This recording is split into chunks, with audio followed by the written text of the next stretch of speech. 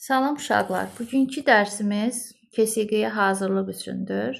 KSG 3-cü bölməni əhatə edir. Sizə mövzuların qısa şəkildə izahını verəcəm və nümunə məsələlər həll edəcəyik. Birinci mövzumuz çevrə üzrə bərabər sürətli hərəkətdir. Çevrə üzrə bərabər sürətli hərəkət əyri-xətli hərəkətin ən sadə formasıdır. Çevrənin mərkəzi nöqtəsini qeyd edək. O hərfi ilə işarə edirik. Çevrənin radiusu R hərfi ilə işarə olunur. Çevrənin diametri D hərfi ilə işarə olunur. Diametr bərabərdir 2 radiusa. Çevrənin uzunluğu L bərabərdir 2 pi R-ə bərabərdir. Burada 2 R-in yerinə D yazsaq, bərabər olacaq pi D-yə.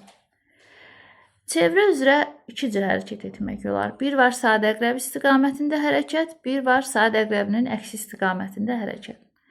A nöqtəsi qeyd edək və sadəqrəb istiqamətində hərəkətə baxaq. A nöqtəsindən hərəkət edirik və yenidən A nöqtəsinə qaydırıq. Buna deyirlər tam bir dövr. Tam bir dövrə sərf olunan zamana period deyilir. Period T hərfi ilə işarə olunur. T bərabərdir, kiçik T bölünsün böyük N. Burada kiçik T zamandır. N isə dövrlərin sayıdır. Periodun vahidini çıxartsaq, zamanın vahidi saniyədir, dövrlərin sayının da vahidi yoxdur. O zaman periodun vahidi olacaq saniyə. Ölçü cihazı olacaq saniyə ölçən. Period skalyar kəmiyyətdir. Vahid zamandakı dövrlərin sayına isə tezlik deyilir. Tezlik nü hərfi ilə işarə olunur. Nü bərabərdir n bölünsün t. Tezliyin vahidini çıxarsaq, yenə də dövrlərin sayının vahidi 1-dir. Zamanın vahidi saniyədir. Onda tezliyin vahidi olacaq 1 bölünsün saniyə.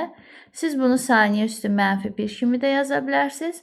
O cümlədən təbiətdən sizə məlumdur ki, tezliyin vahidi həm də H-dir. Düsturlara diqqətlə baxın. Period T bölünsün N-dir. Tezlik N bölünsün T. Buradan görürük ki, periodla tezlik bir-birindən tərs mütənasib asılıdır. O zaman T bərabərdir 1 bölünsün nü olacaq və ya nü bərabərdir 1 bölünsün T şəklində olacaq. Gəlin nümunə bir məsələyə baxaq.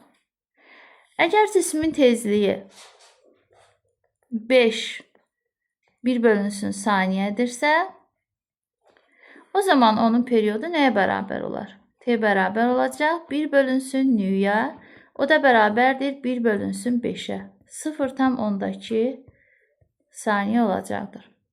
Əgər tezliyi artırsanız, periodla tərs olduğuna görə period azalacaq. Neçə dəfə artırsanız, həmin dəfədə period azalacaq. Tezlik 2 dəfə artırmışsınızsa, period 2 dəfə azalacaq. Və yaxud periodu 2 dəfə artırmışsınızsa, tezlik 2 dəfə azalmış olacaqdır. İndi keçək çevrə üzrə hərəkətdə, bərabər sürətli hərəkətdə sürətə. Burada 2 çevrə çəkirik. Hər iki çevrədə mərkəzi nöqtəni qeyd edək və çevrəni 4 bərabər hissəyə bölək. Çevrənin daxili bucaqlarının cəmi 360 dərəcəyə bərabərdir. İki cür hərəkətə baxırıq. Sadəqrəb istiqamətində hərəkət və sadəqrəbinin əksi istiqamətində hərəkət. A nöqtəsindən sadəqrəb istiqamətində hərəkətə başlamışıqsa, o zaman sürət çevrəyə toxunan istiqamətdə yönəlir. Bura B nöqtəsi deyək. Bura C nöqtəsi deyək. Və bura D nöqtəsi deyək. Çevrə üzrə bərabər sürətli hərəkətdə gördüyünüz kimi sürətin istiqaməti dəyişir. Amma ədədi qiyməti dəyişmir. Sürətin istiqaməti dəyişir, amma ədədi qiyməti dəyişmir. Sürətin istiqaməti dəyişdiyinə görə biz yazırıq ki, çevrə üzrə hərəkətdə modulda V bərabərdir konstanta. İndi sadəqrəbinin əksi istiqamətində hərəkətə baxaq. Sadəqrəbinin əksi istiqamətində hərəkət ediriksə, A nöqtəsində sürət bu formada yönəlir. B nöqtəsində belə, C nöqtəsində sağa tərəf, D nöqtəsində isə yuxarıya yönəlmiş olacaq. İndi gəlin xətti sürətin düsturlarını çıxaraq. Cisim A nöqtəsindən hərəkətə başlayır və yenidən fırlanır, A nöqtəsinə qayıdır. Bu zaman onun getdiyi yol bərabərdir 2pi r-ə və yaxud pi d-yə. Və A-dan başlayıb yenidən A-ya gəlirsə, sərf olunan zaman perioda bərabərdir. Biz də artıq sürətin düsturunu bilirik ki, V bərabərdir L bölünsün T-dir. Onda L-in yerinə yazırıq 2pi r, T-nin də yerinə yazırıq böyük T. Düsturumuz olur 2pi r bölünsün T. Az öncə biz qeyd etdik ki, periodla tezlik tərs mütənasib asılıdır və period üçün belə bir düstur yazdıq. T bərabərdir 1 bölünsün nu.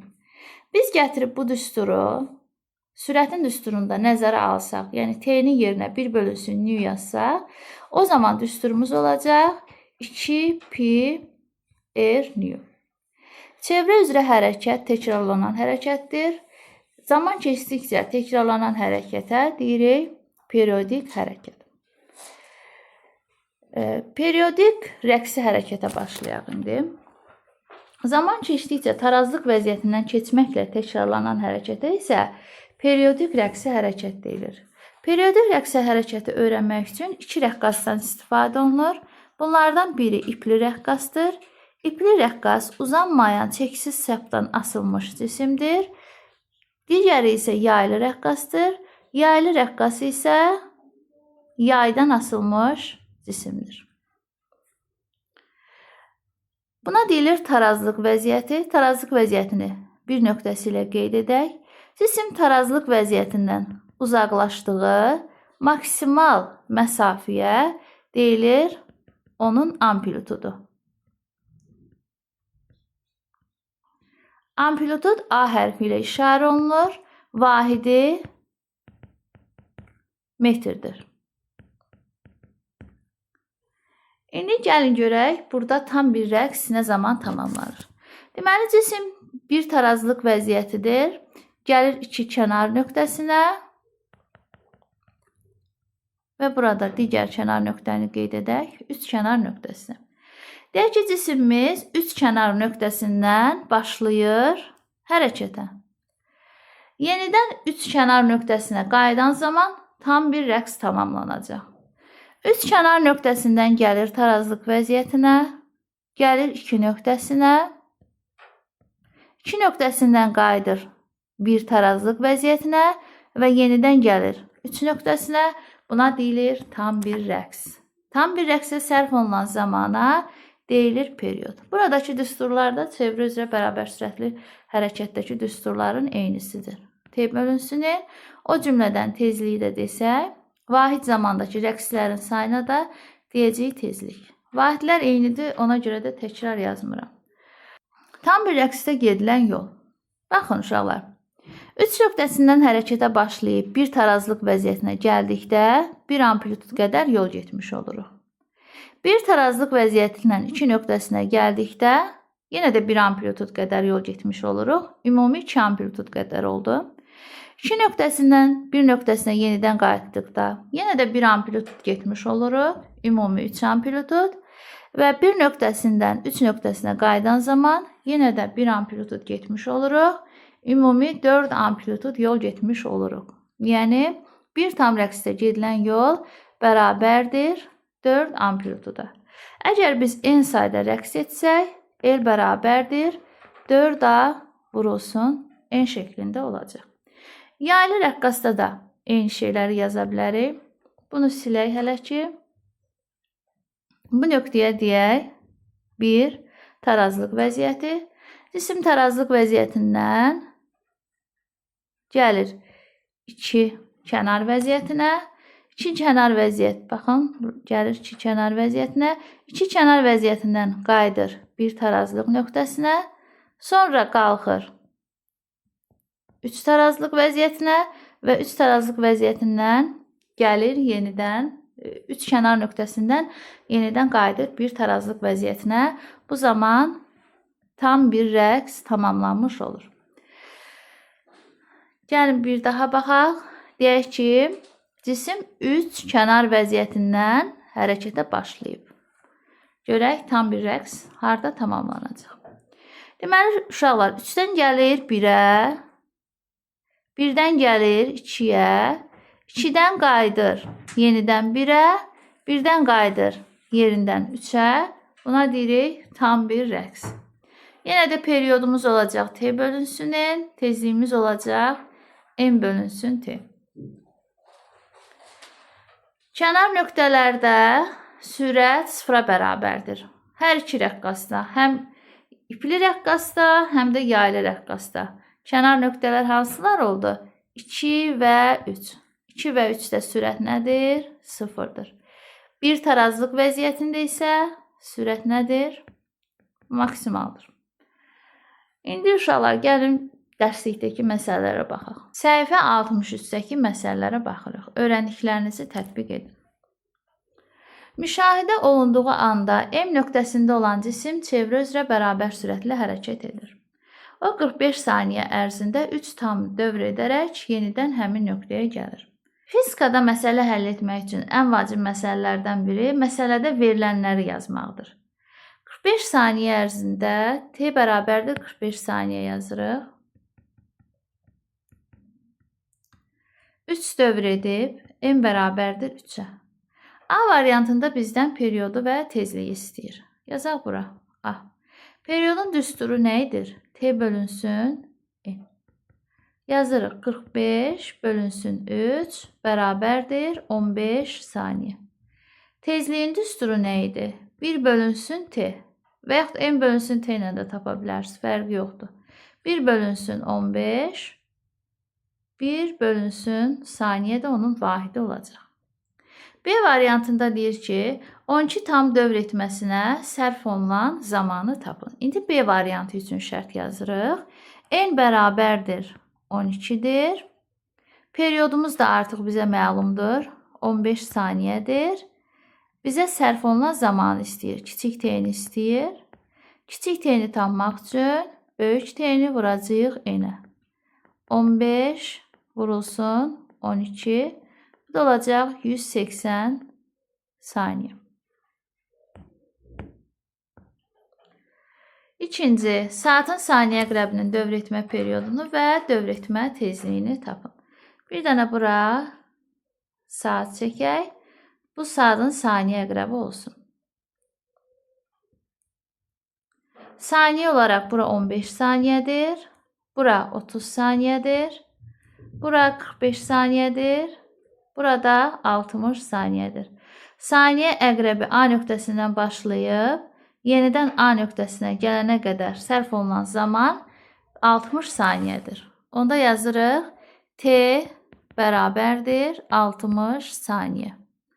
Tezliyi də tapsaq, nü bərabərdir 1 bölünsün 60. Vahidini də yazırıq yanına 1 bölünsün saniyə. Üçüncü sual. Çevrə üzrə hərəkət edən cismin dövr etmə periodu 5 dəfə artdı. Periyodumuz 5 dəfə artıb. Deyir, onun tezliyi necə dəyişər? Yazırıq, nü bərabərdir 1 bölünsün t. Əgər periyodumuz 5 dəfə artıbsa, tezliyimiz də 5 dəfə azalmış olacaq. Öyrəndiklərimizi yoxlayına baxaq 3-cü tapşırığa. Avtomobilin təkərinin dövr etmə periodu 0,5 saniyədir. Onun dövr etmə tezliyini tapaq. Periyodumuz 0,5-dirsə, tezliyimiz olacaq 1 bölünsün 0,5. Sürətlə məxrəci 10-a vuraq. 10 bölünsün 5 bərabərdir 2. Vahidini də yanına yazırıq. 1 bölünsün saniyə. Dördüncü məsələ. Dövr etmə tezliyi 4 olan cismin periyodu 1 saniyə artırsa, tezliyi nəyə bərabər olar? Tezliyi 4-dürsə, vahidini də yazaq yanına. O zaman periyodu olacaq 1 bölünsün 4. Yəni 0,25 saniyə. A variantında bizə deyir ki, periyodu 1 saniyə artarsa, Periyodu 0,25 tapmışıq. 1 saniyə artırırıq. 1 üstə gəlsin 0,25. Elədi 1,25 saniyə. Deyək ki, tezliyi nəyə bərabər olar? Burada yer yoxdur. Lövhə açaq burada.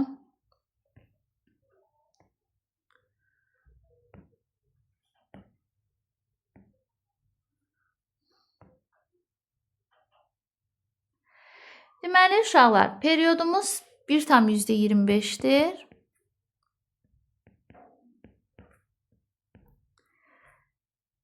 Bir tam %25'i biz yazarıq 4/5 saniyə. Bir tezliyi tap. Tezliyimiz də periyodun tərsidir. 4/5'in tərsi də neçə olacaq? 5/4. 0,8 1 bölünsün saniyə olacaq. B variantında bizə nə deyir? Baxaq. Dövrətmə tezliyi 1 saniyə artarsa, dövrətmə periyodu nəyə bərabər olar? Dövrətmə tezliyimiz əvvəl 4 idi. İndi 1 saniyə artacaq. 4 üstə gəlinsin 1 bərabərdir 5-ə.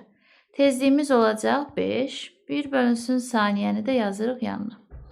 Periyodu nəyə bərabər olar? T bərabər olar 1 bölünsün n-yə. 1 bölünsün 5 bərabərdir 0,2 saniyə olacaqdır. 5-ci tapşırığa baxaq. 5-ci tapşırıqda nə deyir bizə? Hızı Abşeron külək elektrik stansiyasında yerləşən külək turbininin pərlərinin dövrətmə tezliyi 0,2 1 bölünsün saniyə olduqda onun dövrətmə periyodunu və 10 dəqiqədəki dövrlərinin sayını tapın. Tezliyimiz 0,2-dir.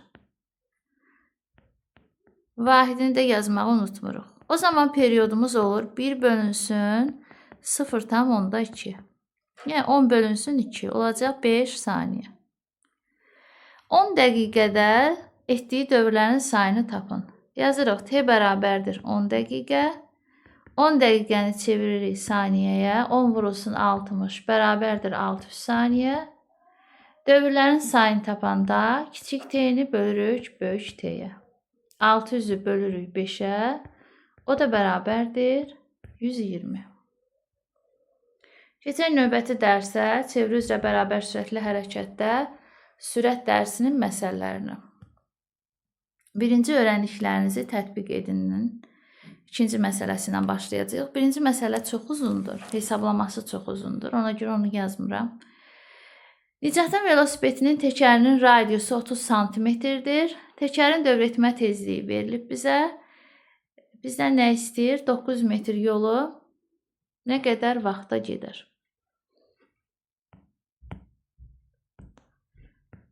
Yenidən bu lövhəmizi açaq və yazaq. Deməli, radiusumuz bizə verilib 30 cm. Çeviririk metrə. 0,3 metr. Təkərin dövrətmə tezliyi 5-dir. Nyu bərabərdir 1 bölünsün 5 1 bölünsün saniyədir.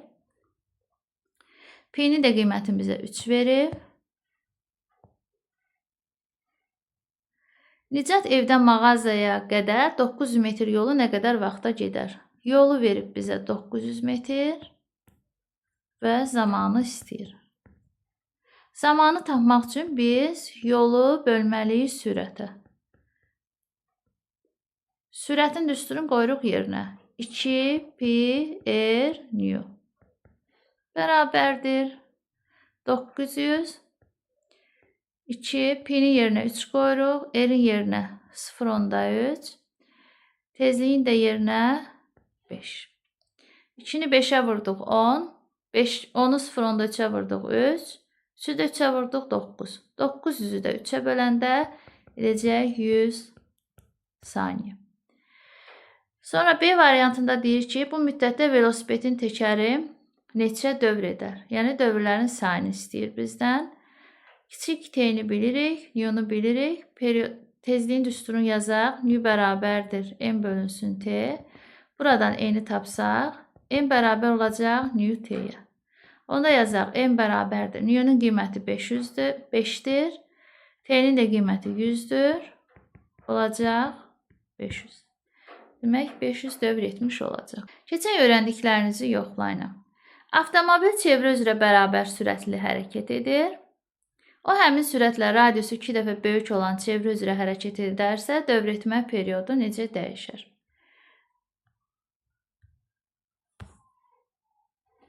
Yazırıq bura əvvəl, burada yazırıq sonra. Şərtdə nə deyir? Deyir o həmin sürətlə. Yəni əvvəl də sürətimiz V-dir, sonrakı sürətimiz də V-dir. Radiusu 2 dəfə böyük olan çevrə üzrə. Əvvəl radiusumuz R-dir, sonra radiusumuz olub 2R. Periodu necə dəyişir? Əvvəlcə periodumuz T-dir, sonraki periodumuzu gəlin buna T1 deyək, buna T2 deyək. T2 bərabərdir suala. Yazırıq V bərabərdir 2pi R bölünsün T. Buradan T-ni tapırıq. 2pi R bölünsün V. Bizə şərtdə demişdik ki, V-lər dəyişmir. V-nin üzərinə xətt çəkirik. Baxırıq ki, T-R-lə düz asılıdır. Əgər radiusumuz 2 dəfə artıbsa, o zaman periodumuz da 2 dəfə artacaq. Yəni, əvvəl periodumuz T1 idisə, sonraki periodumuz olacaq 2T1. Və yaxud əvvəl perioda T yazmışsınızsa, sonraki perioda 2T də yaza bilərsiniz. İkinci məsələdə nə deyir?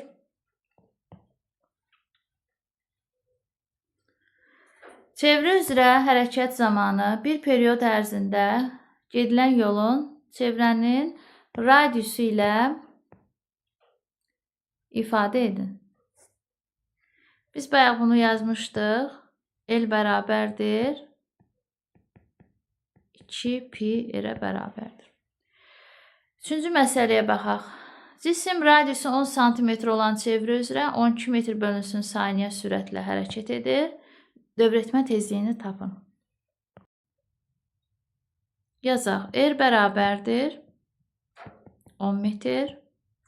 V bərabərdir 12 metr bölünsün saniyə. Nü bərabərdir sualı. V-nin düsturunu yazırıq. 2pi R nü. Buradan nü'nü tapırıq. Nü'nün yanındakiləri atırıq məxrəcə. 12 bölünsün. 2 vurulsun 3, vurulsun 10'a. 2 üçün 6 eləyir. İxtisar gedir. Burada qalır 1, burada qalır 2. 0,2. 1 bölünsün saniyə. Keçək 4-cü məsələyə. Avtomobil çevrə üzrə sabit sürətlə hərəkət edir. O həmin çevrə üzrə 2 dəfə böyük sürətlə hərəkət etsə, dövrətmə periodu necə dəyişər? Bu bizim birinci yazdığımız məsələdəndir. Yenə də yazırıq. Əvvəl, sonra. Deyir ki, o həmin çevrə üzrə. Eyni çevrədən söhbət gedir. Yəni, radiuslarımız dəyişmir. 2 dəfə böyük sürətlə hərəkət edir. Əvvəl sürəti V-dir, sonra sürəti 2V-dir. Periodu necə dəyişər? Əvvəl periodumuz T-dir, sonra bilmirik nə qədərdir. Yenə də yazırıq V bərabərdir 2pi R bölünsün T-yə. T-ni tapırıq. 2pi R bölünsün V. Radiuslarımız eynidir. Üzərindən xətt çəkirik. Görürük ki, T ilə V tərs mütənasib asılıdır.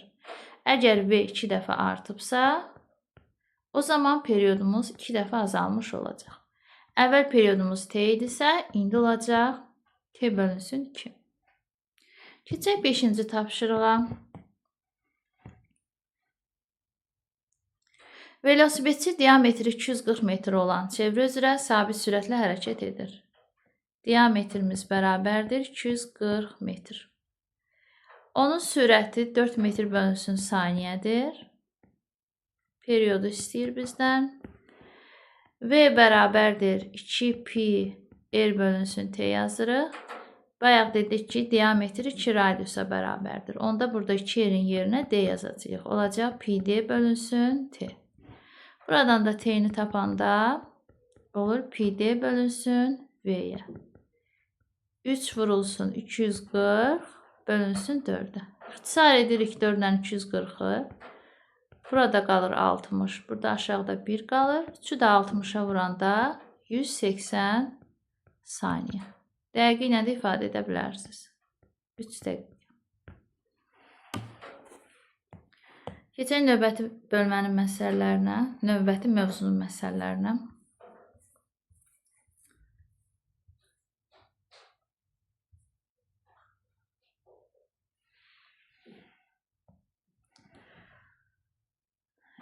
Öyrəndiklərinizi tətbiq edindən başlayaq. İpli rəqqasın yükünün sürəti hansı halda artır, hansı halda azalır? Bayaq biz bunu dedik. Bir daha təkrar edək. Bir dənə ipli rəqqas çəkək buradan. Deməli, ipli rəqqas üçün 1 tarazlıq vəziyyəti, 2 kənar nöqtəsi və 3 kənar nöqtələrini qeyd edirik. 1 tarazlıq vəziyyətindən 2-yə doğru getdikdə sürətimiz azalır. 2 kənar vəziyyətindən 1-ə doğru gəldikdə sürətimiz artır. Onda cavabımız nə olacaq? Hansı halda artar deyir, hansı halda azalar. Kənar nöqtələrdən tarazlıq nöqtəsinə doğru hərəkət edərkən artar. Tarazlıq nöqtəsindən kənar nöqtələrə hərəkət edərkən azalar. Yaylı rəqqasın yükünün ən aşağı vəziyyətdən tarazlıq vəziyyətinə qayıtmasına 0,5 saniyə vaxt lazım olur. Onun rəqs periodunu və rəqs tezliyini tapın. Bunun üçün biz şəkil çəkməliyik. Şəkil çəkəndə daha rahat olacaq. Deməli, yaylı rəqqas çəkirik. Bu yaylı rəqqasın tarazlıq vəziyyəti olsun. A onun birinci kənar nöqtəsi olsun. B də onun ikinci kənar nöqtəsi olsun. Deyir ki, yaylı rəqqasın yükünün ən aşağı vəziyyətdən tarazlıq vəziyyətinə qayıtmasına 0,5 saniyə sərf olunur. Yəni, A nöqtəsindən O nöqtəsinə gəlməyinə 0,5 saniyə sərf olunur. A-dan O-ya 0,5 saniyə gedirsə, O-dan B-yə də 0,5 saniyə gəlir. B-dən O-ya da 0,5 saniyə qayıdır. O-dan A-ya da 0,5 saniyə qayıdır. A nöqtəsindən başlayırsa, yenidən A nöqtəsinə qayıdanda bu olur tam bir rəqs. Fikir verin, neçə dənə 0,5 oldu? 4 dənə 0,5 oldu. Onda periodumuz olacaq 4 vurulsun 0,5 bərabərdir 2 saniyə. Periodumuz 2-dirsə, tezliyimiz olacaq 1 bölünsün T düsturuna əsasən 1 bölünsün 2. Yəni 0,5 vahidini də yazaq 1 bölünsün saniyə. Keçək 3-cü məsələyə. Rəqs amplitudu 0,5 metr olan yazaq A bərabərdir 0,5 metr. 10 saniyə ərzində T bərabərdir 10 saniyə 5 rəqs edir. Bizə deyir ki, onun periodunu tapın və 20 saniyə ərzində getdiyi yolu tapın. Gəlin ilk öncə periodu tapaq. T bölünsün N düsturuna əsasən 10 bölünsün 5 bərabərdir 2 saniyə. Bu məsələnin birinci hissəsi. İndi bizə deyir ki, 20 saniyə ərzində getdiyi yolu tapın. T bərabərdir 20 saniyədir. 20 saniyədə bu cisim neçə dövr edər? N bərabərdir T bölünsün T. 20-ni böldük 2-yə bərabərdir 10 dövr edər. Yolun da düsturu 4A vurulsun N'dir. 4 vurulsun 0,5 vurulsun 10. 2-ni 10'a vuracaq 20 metr. Keçək öyrəndiklərinizi yoxlayındakı məsələləri.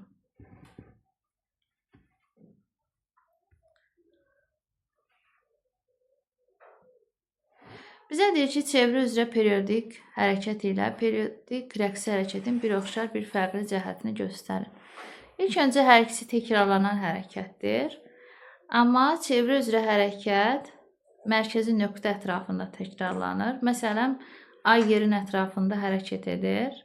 Bu çevrə üzrə hərəkətdir. Amma periodik rəqsi hərəkət tarazlıq vəziyyətindən keçməklə təkrarlanan hərəkətdir. Məsələn, biz buna yerləncəyin hərəkətini misal göstərə bilərik. İkinci məsələ. Yükün getdiyi yolun rəqslərin sayına nisbəti 4-ə bərabər olarsa, rəqqasın rəqs amplitudunu tapın. Gəlin buradan aşağıdan yazaq ikinci məsələnin həllini. Deyir, yükün getdiyi yolun rəqslərin sayına nisbəti 4-ə bərabərdir.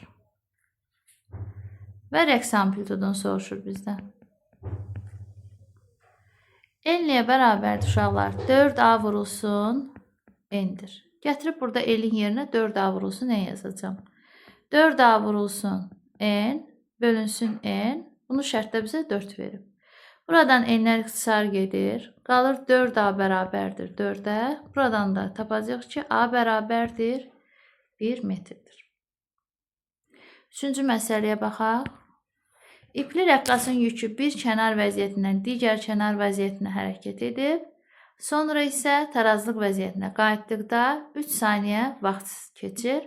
Onun rəqs periodunu və rəqs tezliyini hesablayın. Deməli, bir ipli rəqqas çəkirik. Bu onun olsun tarazlıq vəziyyəti. 2 kənar vəziyyət və 3 kənar vəziyyət. Deyir, bir kənar vəziyyətdən digər kənar vəziyyətə gedib. Deməli, 3 kənar vəziyyətindən hərəkətə başlayıb, gəlib 2 kənar vəziyyətinə və yenidən 2 kənar vəziyyətindən qayıdıb bir tarazlıq vəziyyətinə. Buna 3 saniyə zaman sərf olunub. T bərabərdir 3 saniyə. Baxın uşaqlar, 3-dən 1-ə gəlib, 1-dən 2-yə gedib, 2-dən də 1-ə gəlib. Cəmi 3 saniyə zaman sərf olunur. Deməli, 1-dən də 3-ə gəlsə, tam bir period tamamlanacaq da. Deməli, hər bir aranı, yəni 3-dən 1-ə gəlib, 1-dən 2-yə gedib, 2-dən də 1-ə gəlib, 3 saniyə keçibsə, deməli, hərəsini 1 saniyə keçib. Onda 1-dən də 3-ə yenə də 1 saniyə gələcək. Ümumi periodumuz olacaq 4 saniyə. Periodumuz 4-dürsə, tezliyimiz olacaq 1 bölünsün 4.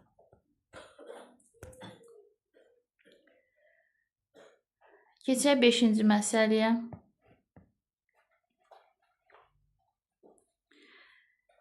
Rəqs tezliyi 1-dir. Rəqs amplitudu 25 cm-dir. Yaylı rəqqasın yükünün 10 metr yola sərf etdiyi zamanı tapmış. Tezliyimiz 1-dir. Amplitud 25 cm-dir. Çevirək metrə 0,25 metr.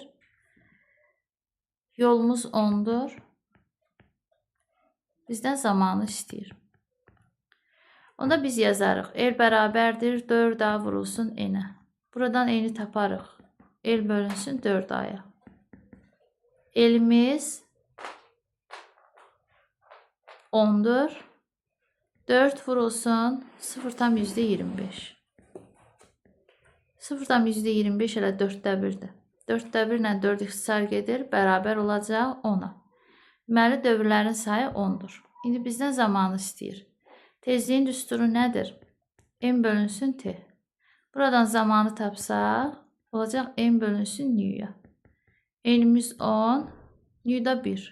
Bərabər olacaq 10 saniyəyə. Ümumləşdirici tapşırıqlara da baxaq. Çevrə üzrə bərabər sürətli hərəkət edən idmançı A nöqtəsindən çıxdıqdan 81 saniyə sonra D nöqtəsinə gəlir. İdmançı neçə dəqiqədən sonra tam bir dövr etmiş olur? Deməli, idmançı A nöqtəsindən hərəkətə başlayır, B nöqtəsinə gəlir. Bu periodun 4-də 1 hissəsidir. C nöqtəsi periodun 2-də 1 hissəsidir. D nöqtəsi isə periodun 4-də 3 hissəsidir. A nöqtəsindən D nöqtəsinə gəlmək üçün periodun 4-də 3 hissəsi keçib. Deməli, 4-də 3T bərabərdir 81 saniyədir. Buradan T-ni tapsaq, 81 vurulsun 4 bölünsün 3-ə. 27-ni də 4-ə vurarıq, olar 108 saniyə. Amma bizdən dəqiqi ilə soruşur. 108 saniyəni də dəqiqə çevirəndə yazacağıq 1 dəqiqə 48 saniyə.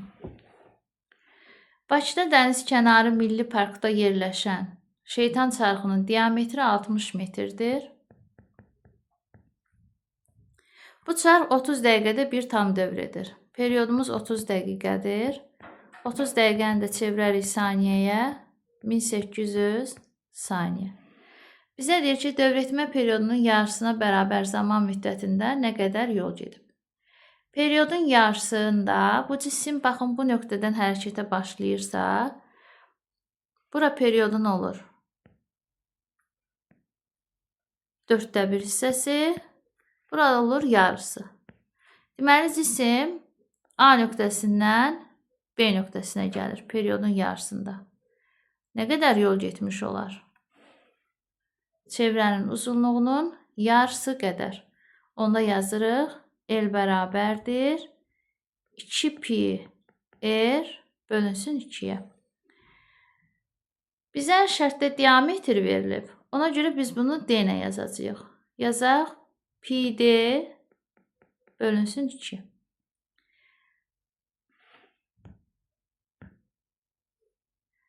Yazaq L bərabərdir. Pi'nin qiyməti 3'dür. D'nin də qiyməti 60'dır. 3 vurulsun 60 bölünsün 2. Bərabərdir 90 metr. B variantında deyir ki, dövr etmə periodunun yarısına bərabər olan zaman müddətində hansı yüksəkliyə qalxar? Baxın, biz onu az öncə göstərdik. Onun qalxdığı yüksəklik bu olacaq. Bu da çevrənin diametrinə bərabərdir. D bərabərdir 60 metr. C variantında deyir, sürətini hesablayın. Sürətin düsturu 2pi R bölünsün T və yaxud pi D bölünsün T. Pi'nin qiyməti 3'dür. D 60'dır. T də 1800'dür. Yuxarı eləyəcək 180, aşağıda 1800. İxtisar gedəcək 0,1 metr bölünsün saniyə. Üçüncü, sabit sürətlə hərəkət edən avtomobilin təkərinin çevrəsinin uzunluğu 2,1 metrdir. Onun 20 saniyədə 210 metr yol getdiyini bilərək təkərin bu müddətdə neçə dövr etdiyini tapın. Deməli, çevrəsinin uzunluğu 2,1 metrdir və 210 metr yol gedib.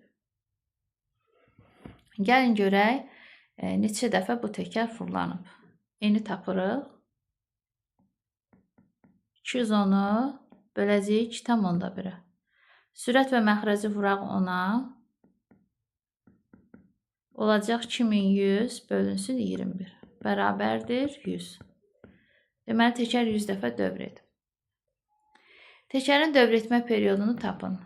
Periodun düsturu T bərabərdir, kiçik T bölünsün N'dir. Aşağıdan yazıram.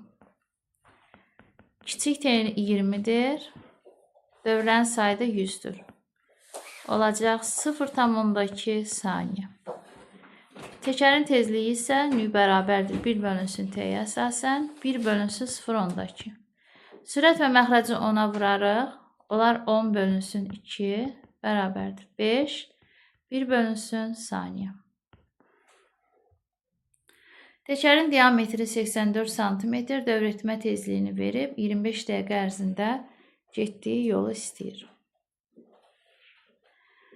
Biz ilk öncə onun sürətini taparıq.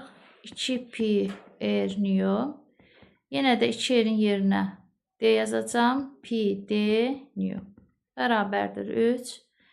84 cm çeviririk metrə. 0,84. Tezliyimiz isə 8'dir. 25 dəqiqədə getdiyi yolu tapın. T bərabərdir 25 dəqiqə. 25 dəqiqəni də çeviririk saniyəyə. 25 vurulsun 60. Bu da bizə verəcək 1500 saniyə. İndi gedilən yolu tapmaq üçün V-ni vurmalıyıq T-yə. V-ni burada hesablamamışıq. Birbaşa yazaq. 0,84 vurulsun 8. Onu da vururuq zamana. 1500. Artıq hesablamasını siz edərsiniz. Keçək 5-ci tapşırığa. Euler-Venn diaqramında uyğun bəndləri qeyd edin. Tarazlıq vəziyyətindən keçməklə baş verən hərəkət periodik rəqsi hərəkətdir. Tarazlıq vəziyyəti ətrafında təkrarlanan hərəkət çevrə üzrə periodik hərəkətdir. Cisim bir tam dövr etdikdə trayektoriyanın hər bir nöqtəsindən yalnız bir dəfə keçir. Bu çevrə üzrə hərəkətdir. Cisim tam bir rəqs etdikdə trayektoriyanın hər bir nöqtəsindən 2 dəfə keçir. Müəyyən zaman aralıqlarında təkrarlanan hərəkətdir, hər ikisinə aiddir. 6-cı tapşırıq. İpli rəqqasın yükü kənar vəziyyətindən tarazlıq vəziyyətinə qədər 1 metr yolu 2 saniyə qət edir. Kənar vəziyyətdən tarazlıq vəziyyətinə qədər 1 metr yol gəlir və bunu 2 saniyə qət edir. Kənar vəziyyətdən tarazlıq vəziyyətinə qədər gəlinən yol amplituda bərabərdir və buna 2 saniyə zaman sərf edir. Bu rəqqasın 0,5 dəqiqədə getdiyi yolu tapın. Deməli, bu bir tam rəqsdə 4 amplitud yol gəlməlidir. Yəni 4 metr. O zaman periyodumuzda olacaq 8 saniyə. T bərabərdir 8 saniyə. Bizə isə deyir 0,5 dəqiqədə getdiyi yolu tapın. Gəlin görək bu 0,5 dəqiqədə neçə dövr edir. Yazırıq T bərabərdir 0,5 dəqiqə. Vururuq 60-a çeviririk saniyəyə. Eləyir 30 saniyə. M bərabərdir kiçik T bölünsün böyük T. 30 bölünsün 8. İxtisar edək 2-yə 15 bölünsün 4. İndi getdiyi yolu tapaq. L bərabərdir 4A vurulsun N-ə. 4 vurulsun 1 vurulsun 15 bölünsün 4. 4-lər ixtisar gedəcək. Bərabərdir 15 metr. Yaylı rəqqasın yükünün yuxarı kənar vəziyyətindən 2 kənar vəziyyətinə gəlməsi üçün 1 saniyə vaxt sərf olunur. Deməli, 2-dən də təzədən 1-ə qayıtmaq üçün 1 saniyə vaxt sərf olunacaq. O zaman periyodumuz olacaq 2 saniyə. Aşağı kənar vəziyyətindən tarazlıq vəziyyətinə qədər olan məsafə, yəni buradan bura qədər olan məsafə adlanır amplitud və bunu bizə verib 0,5 desimetr. Bu da bərabər olacaq 0,5 metrə. Bizə deyir ki, rəqqasın yükünün 6 dəqiqə ərzində getdiyi yolu tapın. 6 dəqiqəni də çevirək saniyəyə 360 saniyə. Dövrlərin sayını tapırıq. N bərabərdir kiçik T bölünsün böyük T. 360'ı bölürük 2'ye. 180 ve yolu tapırıq. 4A vurulsun N. 4 vurulsun 0,5 vurulsun 180'e. 4 vurulsun 0,5 vuraq 18'e. Bu da bizə verəcək 36 metr. Çevrə üzrə bərabər sürətli hərəkət ilə ipli rəqqas və yaylı rəqqasın hərəkətinin bir oxşar bir fərqli cəhətini yazın. Biz bayaq buna cavab vermişdik. Tapşırıqda var idi, ona görə təkrar yazmayaq. Yenilənəcək A kənar vəziyyətindən C kənar vəziyyətinə gəlib, tarazlıq vəziyyətə qayıtmağa 3 saniyə zaman sərf edir. Bu məsələdən də etmişik, bir daha yazaq. A nöqtəsindən gəlir C nöqtəsinə və C nöqtəsindən gəlir B nöqtəsinə 3 saniyə zaman sərf edir. Deməli, A-dan B-yə gəlməyə 1 saniyə zaman sərf edib. B-dən C-yə gəlməyə 1 saniyə. Cəmi oldu 2 saniyə. C-dən də B-yə gəlməyə 1 saniyə. Cəmi oldu 3 saniyə. Deməli, yenidən A-ya qayıtmaq üçün də 1 saniyə zaman sərf edəcək. Deməli, periodumuz olacaq 4 saniyə. Periodumuz 4-dürsə, tezliyimiz 1 bölünsün 4.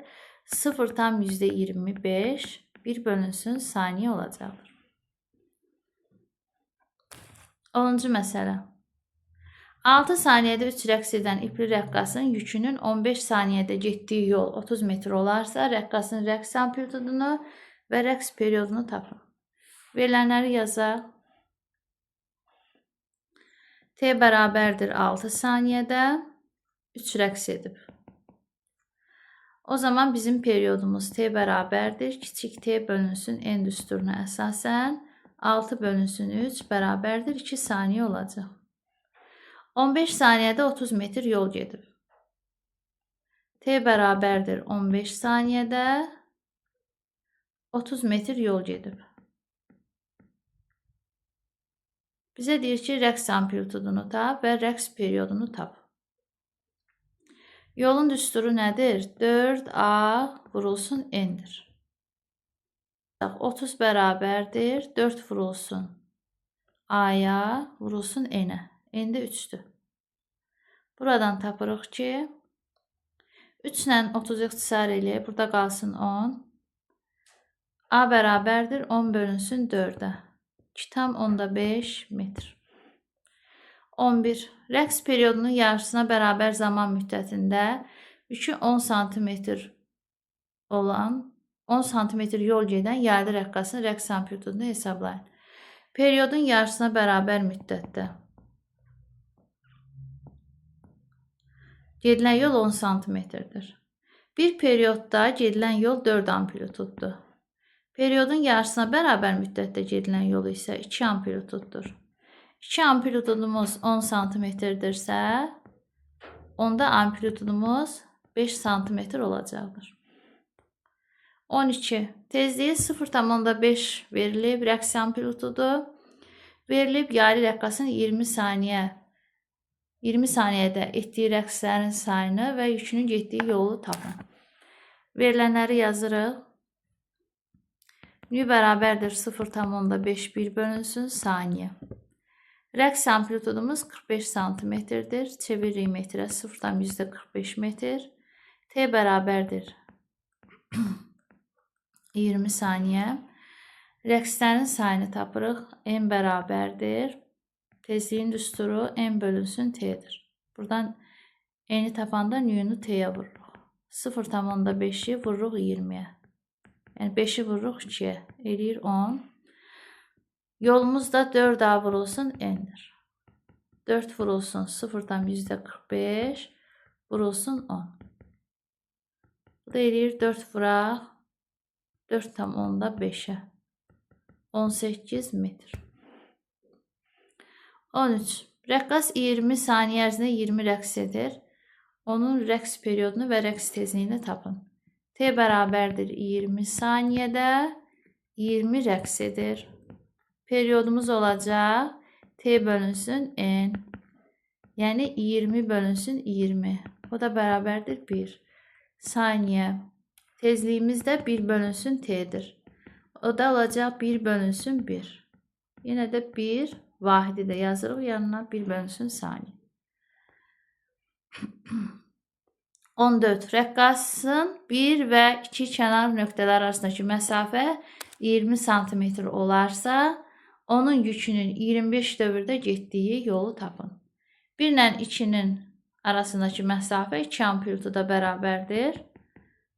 Bu da 20 sm verilib. Deməli, amplitudumuz 10 sm-dir. 25 dövrdə getdiyi yolu tapmaq üçün yenə də yolun düsturunu yazırıq. 4A vurulsun N'ə. 4 vurulsun 10'a, vurulsun 25'ə.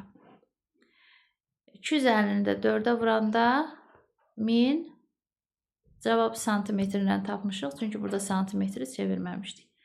Metrə çevirəndə də 2 dənə 0 atarıq. Qalar 10 metr. İpli rəqqasın yükü kənar vəziyyətindən tarazlıq vəziyyətinə 1 saniyəyə gəlir.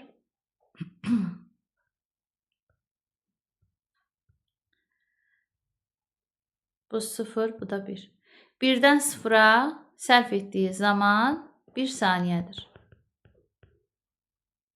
O zaman periodumuz olur 4 saniyə. Rəqs amplitudu 0,9 metrdir. 0,6 dəqiqə ərzində getdiyi yolu tapırsınız. 0,6 dəqiqəni çeviririk saniyəyə, yəni vururuq 60'a. Bu bizə verir 36 saniyə. Dövrlərin sayını tapırıq. Kiçik T bölünsün böyük T. 36-nı bölürük 4-ə, bərabərdir 9 saniyə. Və getdiyi yolu tapırıq. 4A vurulsun N. 4 vurulsun 0,9 vurulsun 9. 0,81'i vururuq 4'ə. Bu da bizə verir 4. 32. Vergüdən sonra 2 ədəd olmalıdır. 3,24 metr. Uşaqlar, hər birinizə uğurlar arzu edirəm.